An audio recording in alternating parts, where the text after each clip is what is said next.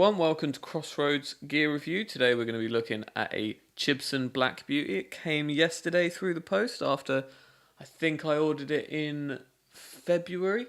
It came through. The whole premise was it was going to be custom made for me, blank headstock, all how I wanted it spec wise, and it came, and I could basically see they got a model off the floor and just spray painted over the Gibson logo, which I spotted, and I just thought I'd just uncover it just so I can sort of show them in photos and things. But onto the actual core of the guitar, I mean, it weighs a ton. It weighs about as much as a Black Beauty should weigh, from feel anyway. It has a really nice contour on the body.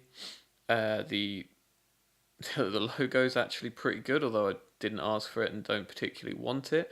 It did come with an ebony fretboard, which is really nice. First guitar with an ebony fretboard, and I really like the feel of it. And I think the strangest thing with this guitar, and the thing that really took me by surprise, was my other Chibson, kind of stock Epiphone looking thing out of the factory. So it's got that very kind of standard beginner guitar neck, whereas this one actually has a Gibson custom, actual kind of real fat neck, real kind of wide, kind of thick neck to play, and it feels great. It feels absolutely amazing to play.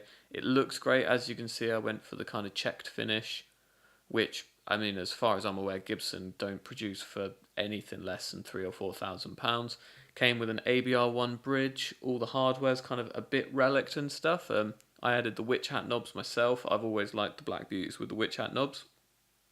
And I added the gold truss rod cover, which I just think just looks really cool. I kind of had it laying around as well, so yeah, I thought it would go on. So that's kind of the overview of the guitar, my opinions of it. And let's go check it out and clean through my Fender Blues Deville.